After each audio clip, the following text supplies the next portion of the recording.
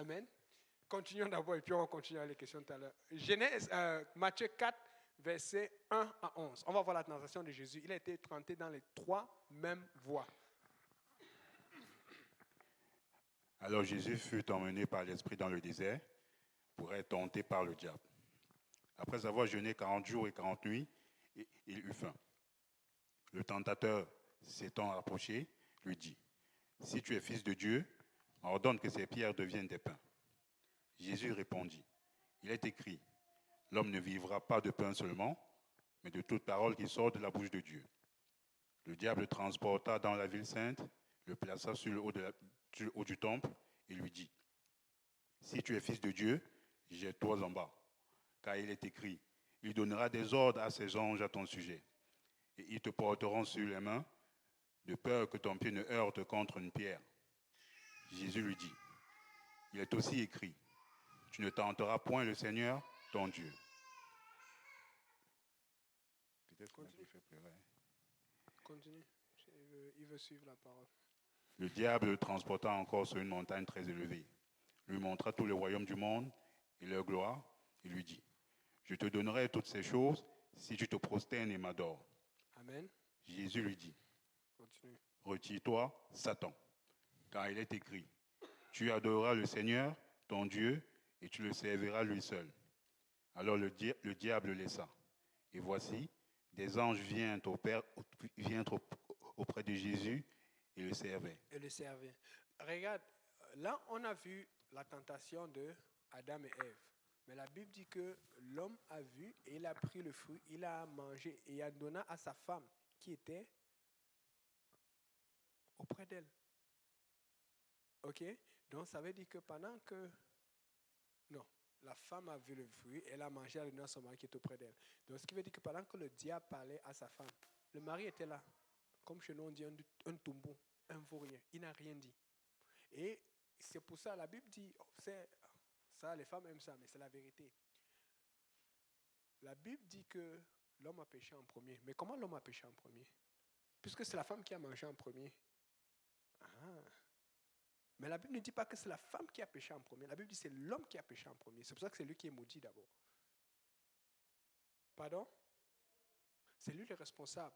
Mais non, même pas ça. Parce que le commandement le plus clair, c'est que quand tu lis dans la Bible, quand tu repars dans Genèse 2, versets 15 à 17, la Bible dit clairement, l'Éternel dit à l'homme. Ça ne dit jamais l'Éternel dit à la femme. Donc, fait que si Dieu te parle et que tu ne réponds pas, tu as péché.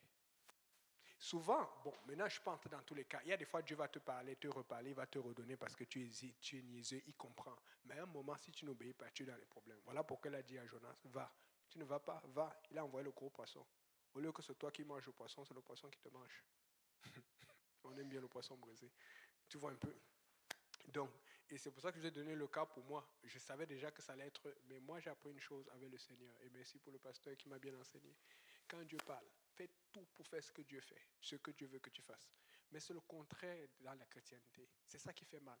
Quand Dieu parle et que tu vois que ça engage ta famille, ça engage ton travail, ça engage tout, les gens, la plupart des choses que les gens font, c'est qu'ils font tout pour voir comment ils peuvent négocier pour faire la chose. C'est la mauvaise attitude. Parce que dès que le diable voit ça, il dit, je vais t'avoir. Ou finalement, tu vas finir par faire ce que Dieu te dit de faire, mais tu vas perdre beaucoup. Si Dieu te parle clairement et tu sais que Dieu t'a parlé, tu commences à dire, Seigneur, comment je vais faire pour faire cette affaire? Seigneur, c'est comme ça que je fais. Des fois, je vais rester 2 semaines, 3, je vais dire à personne, je dis que Dieu m'a parlé, je vais faire comment? Encore ce week-end, Dieu m'a dit de dire quelque chose à quelqu'un pour l'édifier, quelqu'un à qui j'enseigne. Mais j'ai dit, Seigneur, pourquoi moi? Et puis ça faisait 3 semaines que la chose perdurait. Et personne, j'avais prié que quelqu'un parle à la personne. Hey! Quand tu es le pasteur, des fois, c'est toi que Dieu va utiliser. Parce que justement, la personne va être moins offensée, ça vient de toi. Tu vois un peu. Mais ça ne veut pas dire que Dieu va te dire nécessairement d'aller parler à quelqu'un durement. Mais il y a des choses que Dieu va te demander. Le problème, c'est l'attitude que nous avons. On va tout faire pour voir ce qu'on peut faire pour ne pas faire. Au lieu de tout faire pour voir comment on va faire pour le faire le plus rapidement possible. Et ça fait mal. Mais... Amen. Nous, on veut faire la volonté de Dieu. Et donc, regardez maintenant, la Bible dit que là, cet homme-là, il l'a entendu, puisqu'il connaissait la voix de Dieu. Il connaissait ce que Dieu lui avait dit. Il voit sa femme qui mange. Il ne dit rien. Il entend, il regarde. Donc peut-être qu'il s'attendait à ce qu'elle meure. Ou il voulait vérifier. Donc il a utilisé sa femme comme cobaye. Si tu aimes vraiment ta femme, c'est toi qui vas la protéger. Voilà pourquoi la Bible dit clairement que l'homme va mourir pour sa femme. La Bible ne dit nulle part que la femme va mourir pour l'homme. C'est pour ça que j'aime bien les hommes que le pasteur donne souvent. C'est un homme qui arrive à la maison, il avait sa femme, et puis il voit la porte de la maison ouverte. C'est comme si on a cambriolé. Il fait le seuil, il dit, ça c'est grave ça. Il dit, chérie, va voir ce qui se passe. Il fait le seuil, il dit, chérie, va voir ce qui se passe. Je vais d'abord garer la voiture. C'est toi qui dois aller voir aussi, au pire, appelle la police. Un homme doit être un homme. Mais vous savez qu'aujourd'hui, les hommes ne sont plus des hommes parce que nous avons des hommes qui sont même plus qu'ils sont des hommes. Il y a des hommes qui pensent qu'ils sont des femmes et ils se plaignent. Et aujourd'hui, tu dis ça parce qu'il y a des endroits où tu travailles, des hôpitaux. Quand tu dis ça, tu peux avoir... Normalement, quand nous on parle de ça, on peut nous fermer parce que ça va contre la charte canadienne des droits et des libertés. Mais le problème, c'est que c'est Dieu qui nous a envoyé prêcher. Donc, il peut venir nous fermer. Nous, on va parler de ça. Un homme doit rester un homme. Il n'y a que deux genres, le genre masculin et le genre féminin. Après ça, je ne connais plus rien. Le nombre qu'ils augmentent là-bas, et les L et les X et les spiriti, ça n'existe pas. Ça n'existe pas. Il n'y a que deux.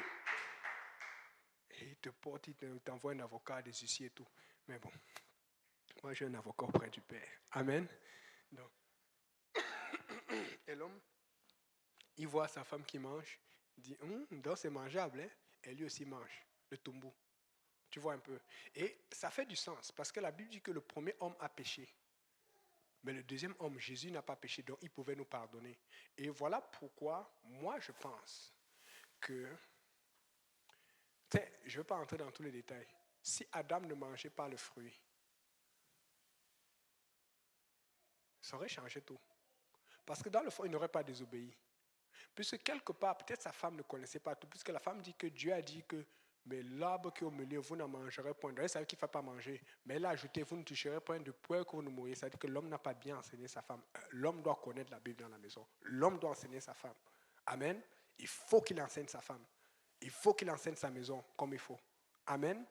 Mais la Bible dit que l'homme, il a mangé. Mais regardez, là, quand Dieu est venu et qu'il a mis Marie enceinte, la Bible dit que le Saint-Esprit ira sur Marie. Amen. Mais devinez quoi? Marie avait péché, n'est-ce pas? Mais alors comment Jésus est sorti saint? C'est parce que l'Esprit du Seigneur est parfait. Il n'a jamais péché. Marie a déjà, tout le monde a péché, n'est-ce pas? Est-ce que tu veux qu'on rentre dans la vie de Marie à la fin du monde pour voir si elle avait... C'est sûr qu'elle avait fait un péché. Tu vois un peu? C'est ça que je veux dire. Je veux dire, on n'a pas vu ce qu'elle a fait comme péché, mais on sait que la Bible dit que tout le monde est pécheur. Donc c'est sûr qu'elle a péché quelque part. Elle a dû faire une erreur, même si elle était sainte et douce comme elle a dû faire un mouf quelque part. Elle a dû faire quelque chose quelque part. Amen. Et donc, ayant péché, elle n'était plus parfaite. Et donc, mais l'Esprit du Seigneur qui est venu sur elle et qui l'a fait engendrer, a fait à ce qu'elle ait un enfant qui était saint. Ce qui veut dire que si Adam n'avait pas mangé le fruit, ça aurait changé tout. Mais il était captivé, il dit, si elle a mangé ça et c'est bon, pourquoi moi je ne peux pas manger? On voit un peu, faites attention. Ce n'est pas parce que quelqu'un l'a fait que tu es obligé de le faire. Amen. Mais la Bible dit que Jésus vient, la Bible dit que le diable vient, il dit, après 40 jours quand même, tu as jeûné 40 jours et 40 nuits, c'est beaucoup. Et il a faim. La Bible dit, le diable dit, si tu as faim, ordonne à ces pierres de se transformer en pain. Car... et là, Jésus répond, il est écrit, l'homme ne vivra pas de pain seulement, mais de toute parole de toute parole qui sort de la bouche de Dieu. Amen. Donc, et ça c'est dans la Bible, je pense que c'est dans Deutéronome. Et c'est vrai, parce que le pain, j'ai jeûné une semaine, j'ai jeûné plus d'une semaine, c'est difficile, mais ça se fait bien. Tu te rends compte que quand tu jeûnes longtemps, le problème c'est plus la nourriture, le problème c'est le désir. Tu vois les choses que tu ne mangeais pas, le sucre, le yaourt, n'importe quoi, même les choses que tu ne mets pas, les brocolis, les trucs verts, la salle est bon, délicieux quand tu es dans un long jeûne, parce que tu as envie de manger. Mais la famine est partie, mais c'est juste le désir. Ce qui veut dire, c'est pour ça que je vous dis qu'il faut jeûner. Des fois, tu as des problèmes, des tentations, des pensées impures. Jeûne. Parce que le jeûne, il y a un tel désir de manger que tu es en train d'abattre ce désir et de prendre le dessus sur ça. On a beaucoup d'âmes. Oui, il y a la parole. Oui, il y a le prier en langue. Il y a le Saint-Esprit. Nous avons besoin de tout cela. Mais il y a une âme qu'on rate souvent, le jeûne. Tu n'es pas capable de jeûner à sec, jeûne intermittent. Tu connais des heures à laquelle tu es mangé. À cette heure-là, tu peux sauter un repas. Tu dis, OK, je vais lire la Bible. Je vais écouter une prédication. Fais quelque chose. Mais c'est parce qu'on ne fait rien. Et quand Dieu te voit, il dit, ah bon, elle est vie comme normal. Elle met la même quantité de sel, la même quantité d'assaisonnement. Elle ne change pas. Il faut que Dieu te voie intéressé à voir sa main, te voit comme en train de te battre, en train de faire des fois. Il faut qu'il te voie en train d'essayer. Et si tu vas voir, je vous dis, Dieu t'accompagne toujours. Il apporte toujours des réponses. Il apporte toujours des solutions. Bats-toi. Amen. Ok. Donc, il dit, l'homme ne vivra pas de pain seulement, mais de toute parole que Dieu prononce. Et c'est pour ça qu'on apporte tous les âmes qu'on a apportées pour faire attention. Vous connaissez la chanson de Michael Jackson, We Are the World? Tu connais ça, non? Lui, il connaît ça. Tu ne connais pas We Are the World, We Are the Children? Ok, c'est une chanson mensongère parce que la Bible dit que Dieu n'a pas été tenté. Bon, il a été tenté, mais il n'a pas succombé à la tentation, plus clairement. Amen. Mais dans la chanson, si tu vas voir les paroles, ça dit As God transform the stone in bread. Donc, comme Dieu a transformé les pierres en pain. Mais comment une chanson peut parler des choses dans la Bible?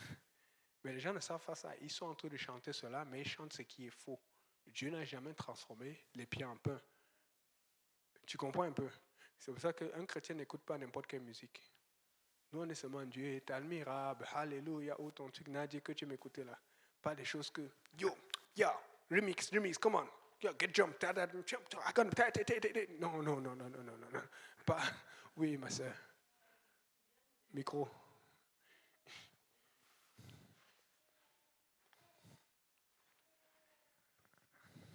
Tu viens de parler de musique. Moi, ça m'a interpellé. Moi, ça m'a interpellée parce que je pense que ça peut aider d'autres peut-être, mais moi, bon, je suis quelqu'un, j'ai beaucoup aimé la musique. Et moi aussi. Il y a une période, j'ai arrêté quand je me suis fait baptiser à l'église, mais j'ai comme repris en fait. Puis je ne sais pas comment arrêter, ou même si je lis des versets, c'est difficile, quoi, malgré que j'ai supprimé toutes les musiques. Mais après, ça revient encore d'aller écouter sur YouTube ou, tu vois. Je sais pas.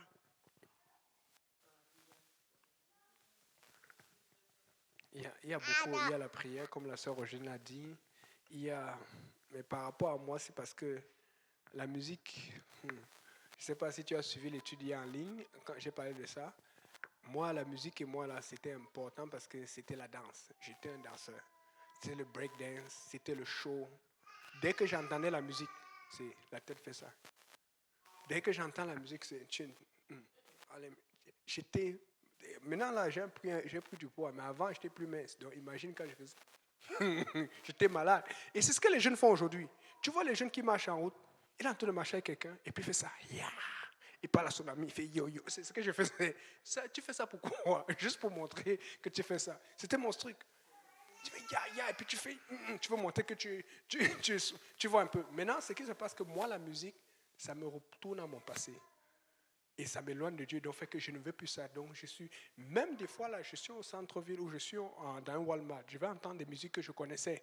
Ça va venir, je vais commencer à danser sans me rendre compte. Après, je vais m'arrêter, je dis non, pas ça. Parce qu'aujourd'hui, il y a tellement de belles musiques dans l'église. Tu veux dire qu'il n'y a pas de musique dans l'église que tu aimes, que tu veux réécouter et tout? Il faut que tu saches que, premièrement, la musique, c'est le talent du diable. Le diable, c'était l'adorateur principal dans le ciel. Il a été rejeté du ciel parce qu'il a voulu utiliser son talent que Dieu lui a donné pour s'élever au-dessus de Dieu. Et donc, quand le diable a été jeté sur la terre, devine quoi? Et la Bible dit que Dieu ne se repent pas des dons qu'il donne. Donc, il avait encore ses tambours et son talent musical. Et devine quoi? Les gens les plus riches aujourd'hui, parmi il y a les musiciens. Voilà pourquoi, et tu vas voir, regarde toute la musique, les gens qui font le plus d'argent, les Kanye West, les Jay-Z, les P. Diddy, c'est toujours les F-word. C'est quoi ça? Alors que nous, quand on chante, on glorifie Dieu. Alléluia, Seigneur. Alléluia, mon Dieu. Oui, attends, mon frère, après tu vas passer. Tu vois un peu. Donc, fait que la musique que tu écoutes, première chose, ça glorifie qui? Puisque la Bible dit que tout ce que vous faites en action ou en parole, faites le nom du Seigneur Jésus. Ça glorifie qui? Si ça ne glorifie pas Dieu, tu es dans les problèmes. Donc c'est comme si tu aimes quelque chose qui va à l'encontre de Dieu. Mais maintenant, il faut comprendre que si ça ne glorifie pas Dieu, ça glorifie automatiquement le diable parce que il y a des choses qui sont directement concrètes que ça glorifie le diable, mais des choses qui ne sont pas concrètes. Mais il faut savoir que le diable est descendu avec ce talent. Alors il va tout faire pour t'éloigner de Dieu. Mais nous devons tout faire pour nous rapprocher de Dieu. Oui, mon frère, c'est quoi votre question?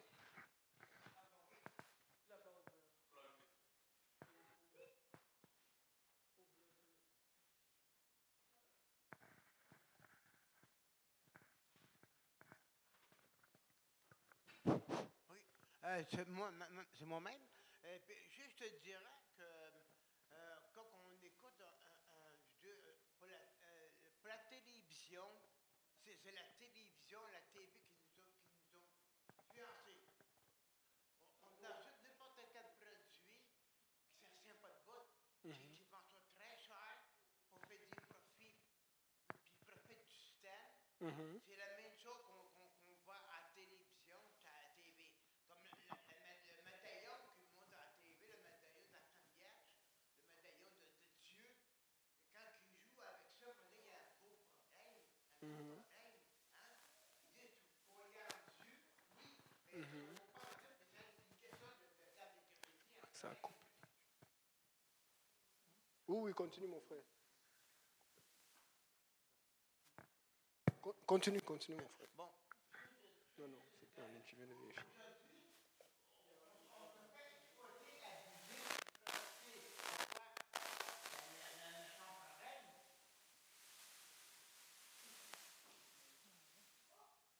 Oui, et puis, je ne sais pas pour vous, mais nous, la plupart d'entre nous, les chrétiens, on n'a pas de télé chez nous. Hein.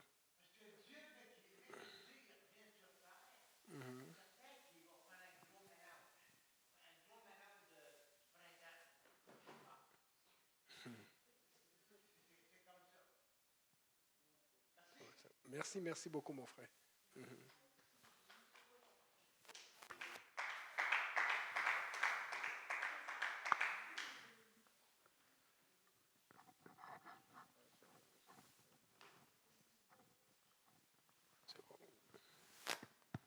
Je ne sais pas pourquoi ça a coupé, mais... C'est bon, c'est bon.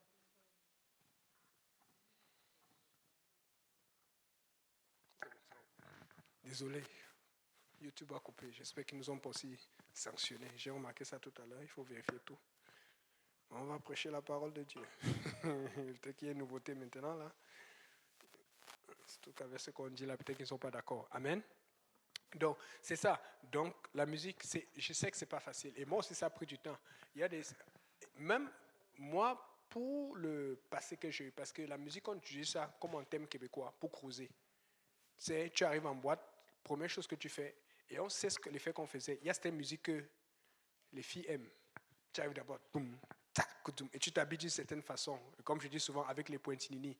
Comme ça, et tu vois, il y a certains bars qu'on connaissait, là où il y a les jeux de lumière. Et quand tu... Oui.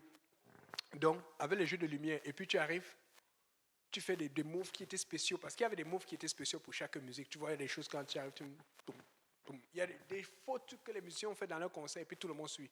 C'est pour ça que tu vas voir des gens, ils s'habillent d'une certaine façon, ils font la punk ici, ils coupent les cheveux, même côté ici, tout le monde va couper. Mais nous, on va faire les choses comme Dieu veut qu'on fasse.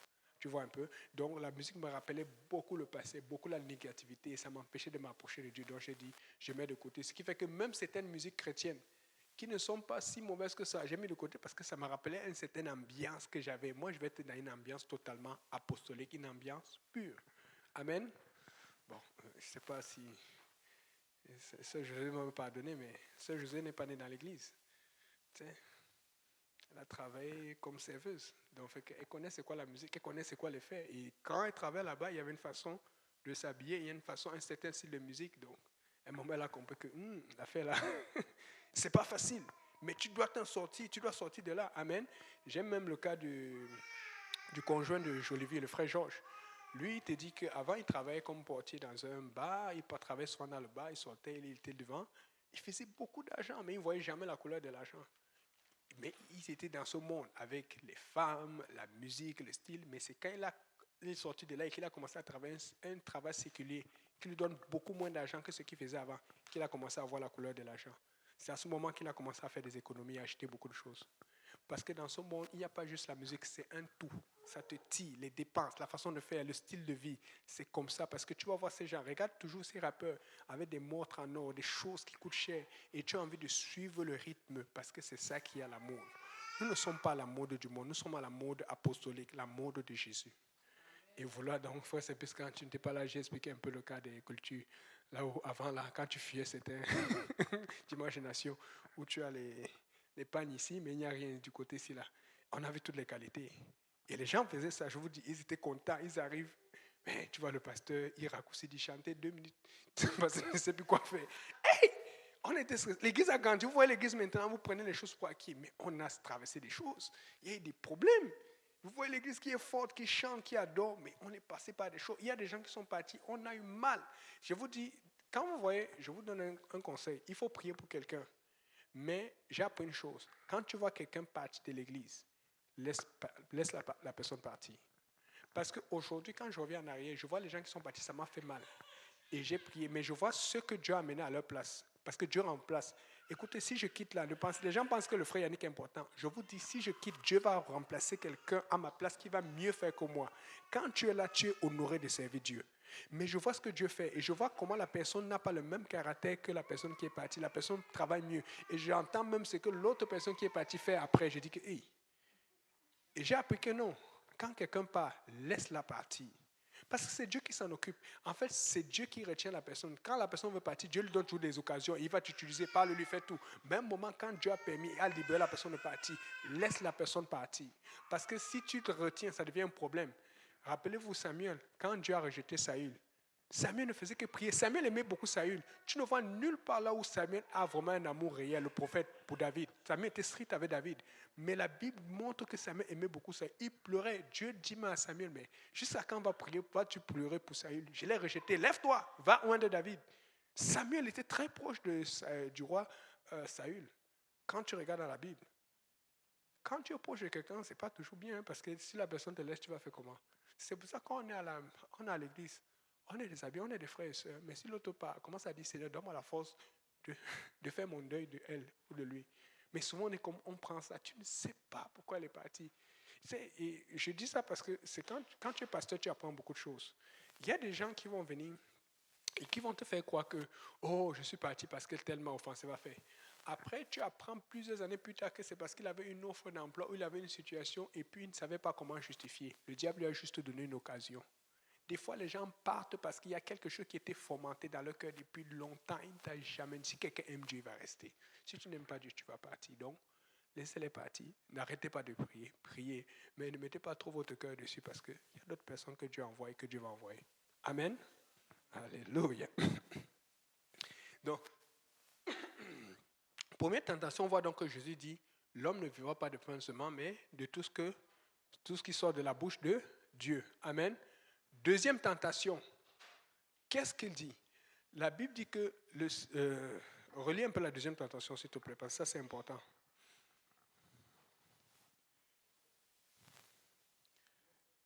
Je vais lire. Le diable le transporta à partir du verset 5, chapitre 4. Le diable le transporta dans la ville sainte, le plaça sur le haut du temple et lui dit, si tu es le Fils de Dieu, jette-toi en bas, car il est écrit, il donnera des ordres à ses anges à ton sujet et ils te porteront sur les mains de peur que ton pied ne heurte contre une pierre.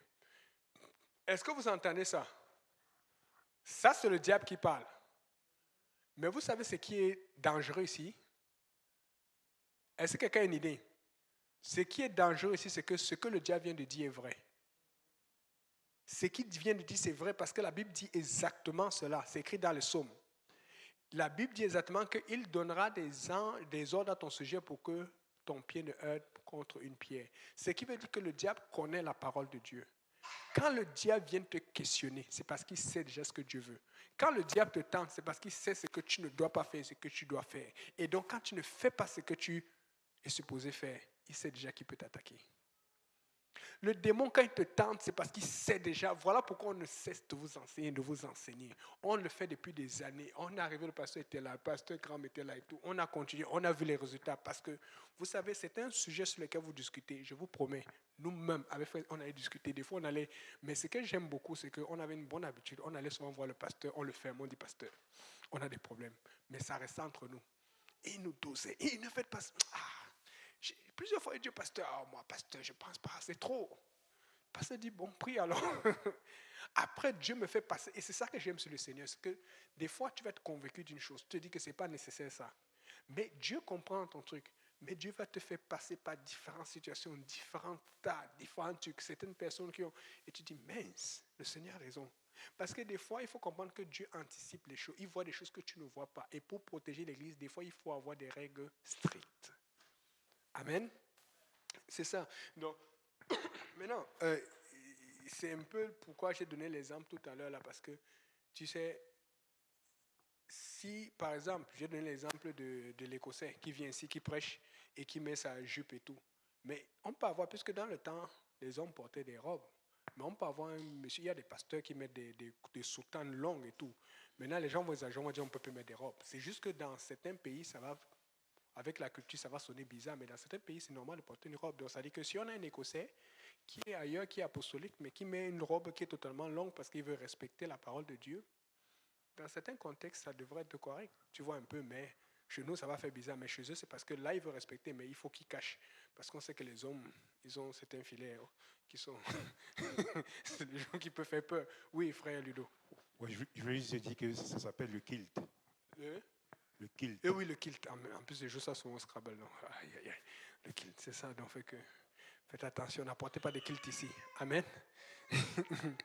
Donc, c'est ça. La Bible dit que le diable a dit, il est écrit. Donc, fait que maintenant que le diable t'a apporté la parole de Dieu, qu'est-ce que tu fais? La Bible dit que Jésus répondit, il est aussi écrit. Ce qui veut dire que tu peux utiliser la parole de Dieu pour contredire quelqu'un qui a mal utilisé la parole de Dieu. Mais c'est là où toutes les églises luttent. Et c'est là où le seul qui va déterminer à la fin, c'est Dieu.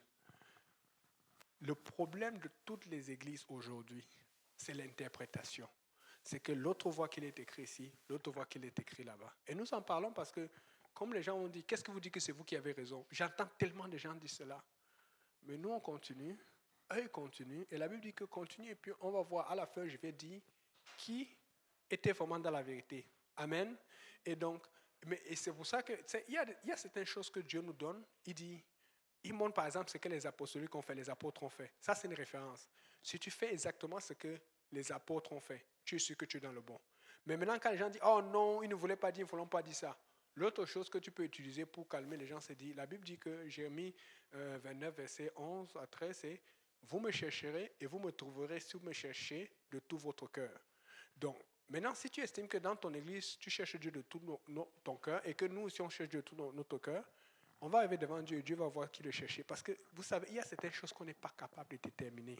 Mais il faut savoir une chose. La Bible dit dans Galates 6, verset 7, on ne se moque pas de Dieu. On dit toujours cela. Parce qu'il y a tellement de choses. Et c'est pour ça que je dis, il y a tellement de gens, ils parlaient. Et je me rappelle, il avait discuté avec quelqu'un qui discutait avec le pasteur, qui argumentait et tout. Il m'avait même touché, il dit, waouh, il a l'air vrai. Hein? Mais après, plus tard, j'apprends des choses sur lui. Et même quelqu'un m'appelle toujours sur Facebook et dit, est-ce que tu sais que l'autre là, il va à tel, il fait ça maintenant? J'ai dit, quoi? Et plusieurs comme ça, d'autres ils finissent dans la polygamie, d'autres finissent dans telle chose, d'autres finissent même dans la débauche. Et tu dis, mais c'est lui qui a argumenté avec le pasteur qui disait qu'il était sérieux, que Dieu connaît mon cœur. Dieu connaît ton cœur et tu fais ça. Écoutez, ne nous moquons pas de Dieu. Si tu aimes Dieu, aime vraiment Dieu. Ne fais pas le truc. Amen. Ne fais pas le faux avec Dieu. Donc, dans ce cas, c'est Jésus, pour répondre, il a utilisé la parole. Donc, fait qu'il faut bien connaître la parole. Ce cas-là, Dieu est en train de nous prévenir que ça va venir. Tu vas voir beaucoup de gens qui vont utiliser la Bible, mais qui vont mal l'utiliser. Mais toi aussi, utilise la Bible, mais utilise-la bien.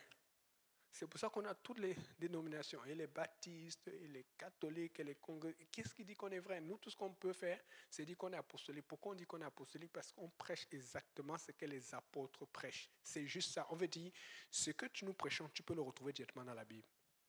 Oui, ma soeur, ta question. Moi, bon, c'est une question, une affirmation en même temps, mais je veux comprendre le sens. Oui, vas-y. Tout à l'heure, tu as dit un commentaire, tu as dit parfois l'Église on doit faire certaines décisions un peu strictes pour l'Église, en fait. Vous le faites seulement juste pour éviter certaines actions pour faire faillir le reste, ou c'est parce que c'est Dieu qui a dit? Parce que je sais que quand on lit certains versets, il y a certains trucs qu'on pourrait être admissibles, mais je ne sais pas si tu comprends dans quoi je veux m'en venir. Je vais te répondre, et Vas-y. ça revient encore à la sanctification. Il faut que tu suives vraiment l'étude du pasteur demain. Dans la Bible, il y a ce qu'on appelle les critères bibliques. Les critères bibliques, amen. Mais il y a ce qu'on appelle les critères de l'Église, il y a les critères personnels. Et tu peux voir dans l'Église, je donne un exemple. Paul, il prend, ça c'est un critère de l'Église juste pour faire la paix. Parce que Dieu dit qu'il faut faire la paix pour pouvoir prêcher. Paul, il prend Timothée, il le fait circoncire. Mais la Bible dit que quand tu es baptisé au nom de Jésus, tu n'es pas obligé d'être circoncis. Tu comprends un peu? Mais comme Timothée était un juif, pour ne pas offenser les juifs qui insistaient sur la circoncision, alors que, tu sais que les gars, la plupart des gars qui ont fait l'étude, les marques ne sont pas circoncis, ils m'ont apporté la question plusieurs fois et je leur ai dit, je pense que la sœur Julie se rappelle, ils ont fait les questions, ils ont encore posé la question, je les ai calmés. Depuis là, tu as vu, on peut reparler. Beaucoup de Québécois avec qui je fais l'étude en ce moment, ils ne sont pas circoncis. La plupart, parce que leurs parents ne leur ont pas fait ça. Et une fois ça a chauffé, ils ont, et j'ai montré les versets, j'ai dit calmez-vous, on n'en parle plus. Mais imagine s'il fallait qu'ils soient circoncis. S'il fallait qu'avant, parce que même celui qui est baptisé, s'il fallait qu'avant qu'il soit baptisé, il soit circoncis, où est-ce qu'on sera allé? Peut-être qu'ils auront même laissé, tu vois un peu, parce que Dieu a dit tu n'es pas obligé d'être circoncis. Mais pour Timothée, Paul l'a fait, pas parce que la Bible le demandait, mais parce que c'était dans leur culture dont on parlait tout à l'heure. Mais c'est quelque chose qui est important chez les Juifs et pour ne pas les offenser. Mais ils ont voulu faire la même chose avec qui, Barnabas ou qui là? Paul a dit non, parce que Barnabas n'était pas juif. Tu comprends un peu? Donc c'est parce qu'il faut, il faut évaluer, c'est pour ça qu'il faut aussi être sensible à l'esprit. Maintenant, quand tu viens chez nous, quand tu es pasteur, la Bible n'interdit pas la barbe. Amen. Mais on a des pasteurs au Japon qui mettent la barbe. On a des pasteurs dans les pays arabes qui mettent la barbe parce que dans les pays arabes, avoir la barbe, c'est bon. C'est un signe de... Tu comprends un peu?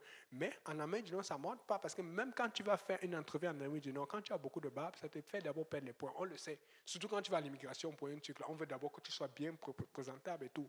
Donc, imagine, je viens devant vous avec la barbe ou ce que les gens font pour Halloween, la Movember, la moustache là. Ils font pousser la moustache. Je vous dis, je vais vous parler dans l'esprit, mais tout le monde va regarder ma moustache. Personne, parce que ça va devenir une distraction. On va enlever tout objet de distraction. La Bible dit clairement que il faut avoir les cheveux coupés. La Bible dit. Mais des fois, on va dire aux gens, faites même attention parce qu'il y a des gens qui vont couper. Mais après avoir coupé, ils vont faire des traces ici, là, des choses bizarres. Mais le but, c'est ceci. Si l'Église va interdire cela, ce n'est pas parce qu'on veut les empêcher de respirer, c'est parce que quand quelqu'un va te regarder, au lieu de regarder ton message, au lieu d'écouter, d'être concentré, il va passer le temps à regarder ta tête et les virgules et les choses que tu as faites.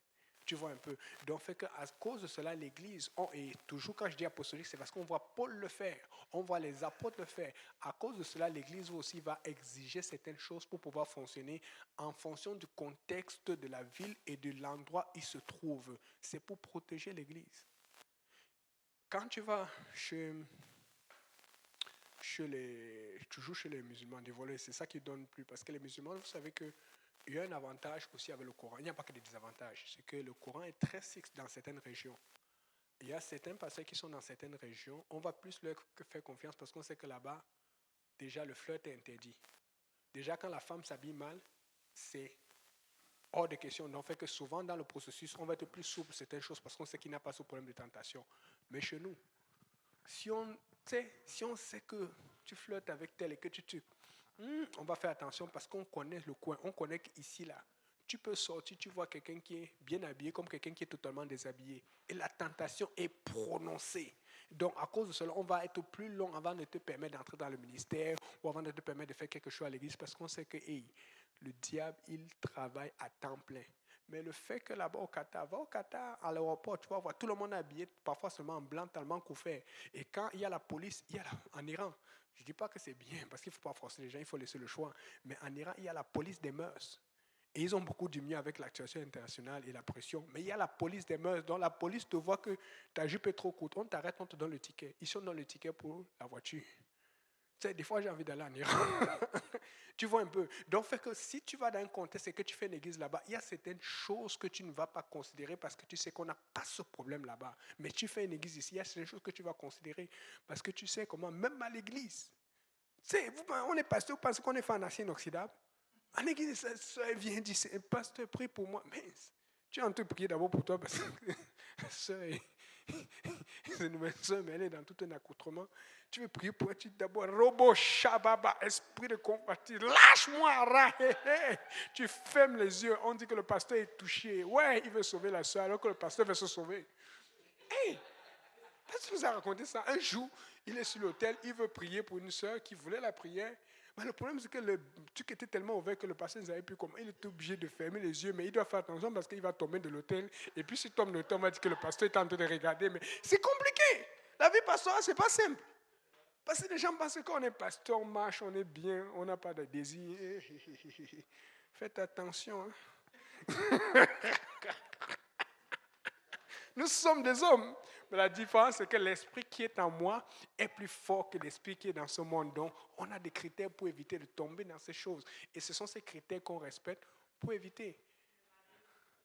Oui, je sais, c'est pour ça. Paul le dit, et je te le dis exactement. Paul dit ceci, que si tu n'es pas capable, tu sais, marie-toi, mais Paul dit il est mieux d'être comme lui. Et honnêtement, moi-même, à un moment, je voulais être comme Paul, mais après, j'ai dit non. Sincèrement, j'ai plus de tentations et de moments de faiblesse quand je disais que je voulais être comme Paul, que lorsque j'ai reconnu que non, tôt ou tard, je vais me marier. Quand j'ai reconnu cela et que j'ai dit, quand je serai prêt, je vais le faire, c'est devenu facile. Mais quand j'ai que être comme Paul, c'est comme si mes yeux tout le temps, c'était comme, je dis, hey, c'est quoi cette affaire-là? Je vais être comme Paul. Il faut être honnête avec soi-même. Amen. Et maintenant, mes critères étaient tellement durs au tel point que je vais donner un exemple. Ça, c'est à mon ancien travail. Je ne vais pas donner le nom, sinon je vais avoir des problèmes. J'avais l'habitude de jouer au tennis avec un ami ivoirien. Encore les Ivoiriens.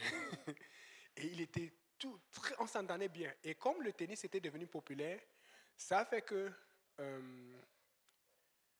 beaucoup de gens du travail venaient, tu vois un peu.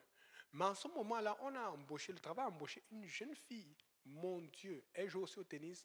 Je ne sais pas qui l'a envoyée là-bas, mais je t'ai dit, toute la compagnie était derrière elle. Oh, salut, petit soin, tout. Mais moi, je suis un apostolique, donc non, les apostoliques ne font pas cela. Et donc, elle est venue jouer au tennis une fois, et puis pour m'impressionner, mais ça m'a quand même impressionné, je vais l'avouer.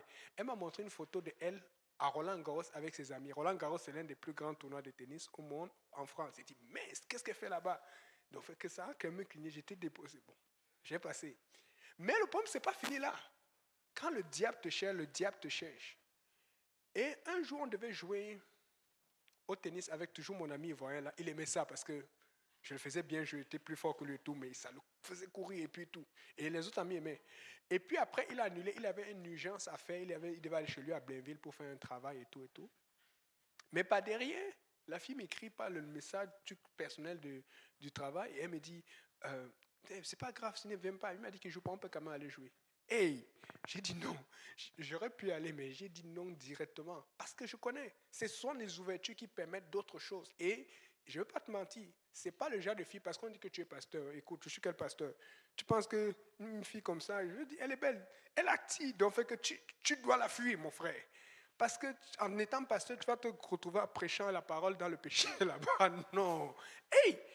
Donc, il y a des critères que si toi-même tu ne te donnes pas, tu vas te faire avoir. Et donc, moi, j'ai cette chose. Je parlais de ça devant le pasteur Bossé, mon ami, quand on aime parler de ça. J'ai dit, non, dès que tu vois que je me marie, c'est que j'ai senti que non, là, c'est parce que je me suis donné des critères avec Dieu. J'ai dit, Seigneur, avant que j'arrive là-bas, soit tu me tues, soit tu me réveilles, soit tu fais ce que le pasteur me punit ou quelque chose. Parce que, je suis dans l'église depuis trop longtemps et je ne veux pas faire honte à Dieu. J'ai dit, jamais, ça ne va pas m'arriver. Mais tu dois avoir des critères.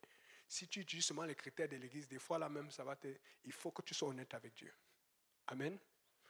Oui, ma soeur. Micro, s'il vous plaît.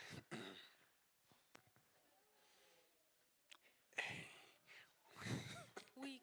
Comment est-ce qu'on peut expliquer à quelqu'un ou bien comment est-ce qu'on peut comprendre que on a besoin d'orgueil en tant que chrétien? Je comprends dans le sens que tu l'expliques. Mm-hmm. Oui, comment pour désirer des choses, comment pour acheter quelque chose ou bien on a besoin d'un peu d'orgueil. Mm-hmm. Mais alors que toutes les toutes les connotations de la Bible parlent négativement de l'orgueil. Comme tous les versets, c'est comme l'orgueil, c'est toujours la ruine, la destruction et tout, mais on en a besoin. La première chose, c'est de prendre le temps d'expliquer comment l'expliquer. Vous avez vu, quand j'ai commencé, j'ai dit l'orgueil était bon. Parce que je voulais montrer aux gens que tout le monde prend toujours l'orgueil de façon négative. Je vais donner deux choses que j'ai aussi expliquées, que les gens prenaient pour acquis. Tout le monde, quand ils voient, moi-même j'ai un Apple, parce que moi j'aime ça parce que c'est sécuritaire. Mais dans le Apple, tu vois la pomme qui est coupée. Mais jusqu'au présent, la plupart, les marques, là ils savent maintenant, mais la plupart de leurs amis, tous des musulmans, ils pensaient que la pomme qu'on avait mangée dans le jardin, c'était une pomme. Ou que le fruit qu'on avait mangé dans le jardin, c'était une pomme. Même toi, tu pensais ça, n'est-ce pas? C'était pas une pomme.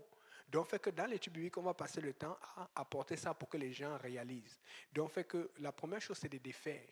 Et c'est ce que Jésus fait. Jésus, qu'est-ce qu'il fait? Il dit, on vous a dit, il vous a été dit, mais moi je vous dis. Chaque fois il faisait, il vous a été dit. Donc, apprends d'abord à venir pour, comme l'histoire du vin. Beaucoup de gens pensent que Jésus a transformé l'eau en vin, mais qu'est-ce que le vin?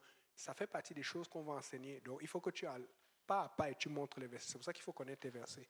Il faut qu'ils sachent que la Bible dit que non, l'orgueil, mais ça va être fait dans un bon contexte.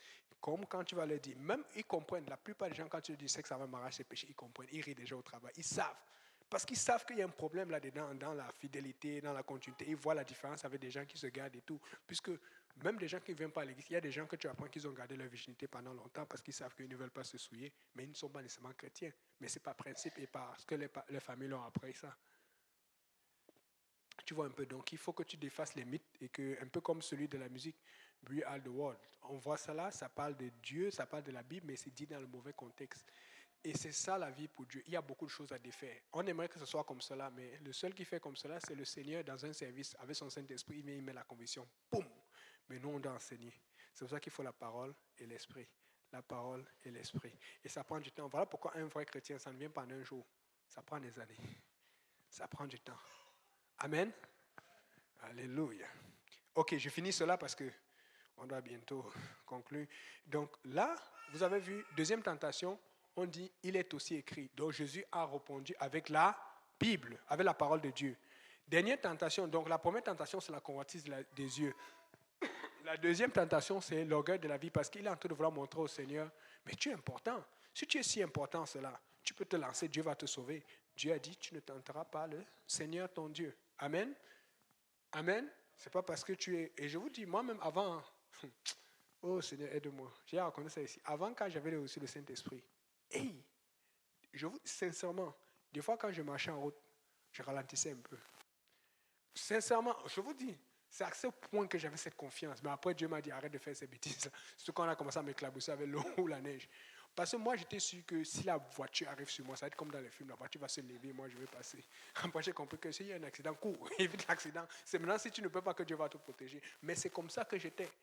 Mais maintenant, gloire à Dieu, il a transformé cela. J'ai cette même conviction, mais pas pour tenter Dieu, mais pour avoir confiance à Dieu quand je traverse les épreuves. Et je peux vous dire, j'en traverse les épreuves. J'en traverse des fois. Après, je passe et dis que, mais Seigneur, tu m'as même fait passer par là. C'est comme ça quand tu as confiance à Dieu. Amen. Donc tu ne tentes pas le Seigneur ton Dieu, mais tu fais confiance au Seigneur ton Dieu. Et la dernière tentation, la Bible dit, on vient, on lui montre tous les royaumes du monde. Tous les royaumes et leur gloire. Et il dit, prosterne-toi devant moi, je te donnerai ça. Si tu me prosternes, te prosternes et m'adore. Il dit, arrière de moi. Parce que là, c'est la convoitise des yeux. Les yeux aiment voir ce qui est bon. Vous connaissez dans ce monde. Des fois, j'ai l'impression que les gens sont surpris quand je dis, vous savez que dans ce monde, il y a des hommes, quand ils regardent une belle femme, il peut divorcer sa femme pour aller prendre, ou il peut aller même la prendre alors qu'il est marié. Vous savez qu'il y a ça dans ce monde. Il y a les échangistes partout. Il n'y a pas juste ce que vous voyez à la télé. J'en ai entendu des histoires. Il y a certaines choses que j'ai même vues indirectement. Dans ce monde, même une femme, si elle a le pouvoir, elle est riche ou elle est séduisante, elle peut aller chercher un homme parce qu'elle le plaît plus. Mais ce n'est pas comme ça dans l'église. C'est pour le meilleur et pour le pire. Pas comme l'exemple que le pasteur a dit. Il a dit, ah, mais c'était trop pire. Non, pour le meilleur et pour le pire. Parce que dans l'église, on ne fonctionne pas comme dans le monde. Et c'est à cause de la convoitise des yeux. Donc, la Bible dit que le juste vivra par la foi et non par la vue. C'est pour ça qu'il faut faire confiance à Dieu. Il faut avoir une relation avec Dieu. Alors, avant de regarder, tu dis, je ne dis c'est lock chaud, c'est lock new. Garde tes yeux, fais attention. Amen. Donc, regardez maintenant. On voit les trois tentations. Jésus a été tenté par les trois mêmes voies. La convoitise de la chair, l'orgueil de la vie et la convoitise des yeux.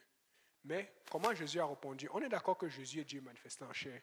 On est d'accord que Jésus est puissant. Donc, fait que quand le diable est venu le tenter, il aurait pu sortir un feu pour dire « Arrière de moi, Satan » et le chasser. Mais il a fait différemment pour nous montrer à nous, à moi et à vous comment faire pour le chasser. Qu'est-ce qu'il a fait? À chaque fois, il a dit « Il est écrit, il est écrit, il est écrit ». Alors, comment tu vas savoir ce qui est écrit si tu ne lis pas, si tu ne médites pas? C'est ta responsabilité de méditer la parole de Dieu chaque jour, à tout moment, à toute heure, en tout instant. Amen. On va se lever. Est-ce qu'il y a d'autres questions? Oui, micro. C'est ça qu'on est là. Ne t'en fais pas, on va répondre à tes questions. Frère Simplice. Non. En fait, ma question, c'est, tu as dit qu'il faut lire à tout moment, à toute heure. Il faut Est-ce méditer. Que pour C'est mieux de dire méditer. Est-ce que pour des débutants, on peut, par exemple, on décide de lire le matin seulement, c'est correct? Par exemple, on va dire... En passant, moi, je trouve que tu es débutante parce que les genres de questions que tu poses là, ce sont des machettes. Ce ne sont pas des questions de débutants. J'ai eu des questions de débutants depuis longtemps, donc tu n'es plus débutant. Bon, honnêtement, c'est...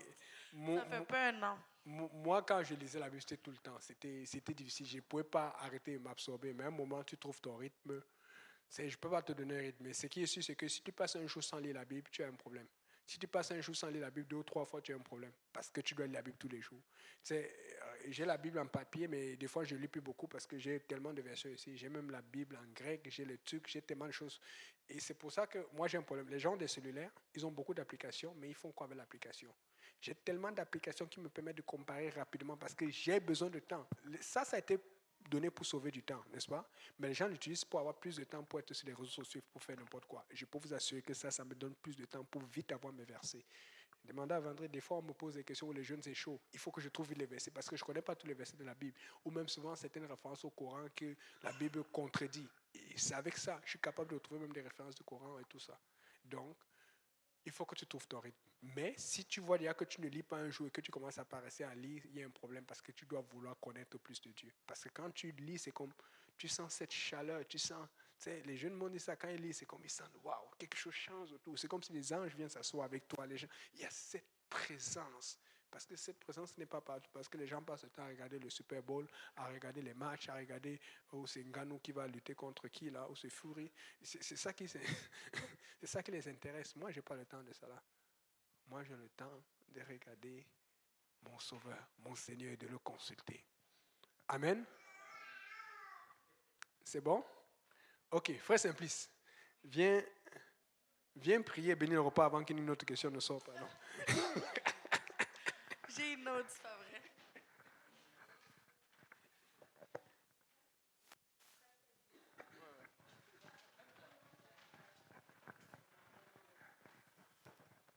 On va se mettre debout. Et pendant qu'on est debout, n'est-ce pas, on va acclamer le Seigneur, n'est-ce pas, pour ce merveilleux service. Alléluia. Merci Seigneur. Merci Éternel Dieu Tout-Puissant. Nous te bénissons, nous te rendons grâce. Encore une fois, Seigneur, tu nous as défiés encore aujourd'hui, Seigneur. Mais nous ne pouvons pas quitter ce lieu, Seigneur, sans toutefois te remercier, sans toutefois te remettre en tes mains, Seigneur, la fraternité que nous allons avoir, Seigneur. Papa, que nous sentons ta présence dans toutes nos conversations, dans tous nos liens, Éternel Dieu Tout-Puissant, que cela porte fruit, Papa, pour aujourd'hui et pour l'éternité, Seigneur. Souviens-toi de tes enfants qui vont prendre la route, Éternel Dieu Tout-Puissant. Veille sur eux, veille sur leurs véhicules, Seigneur, et que la prochaine fois, nous soyons encore plus nombreux ici à Hochelaga pour glorifier ton magnifique nom et que toute la gloire te revienne. Que le peuple de Dieu dise au nom de Jésus. Alléluia. Donc, soyez bénis. Soyez bénis, bénis, bénis, bénis. Amen. Et à mardi prochain. Amen.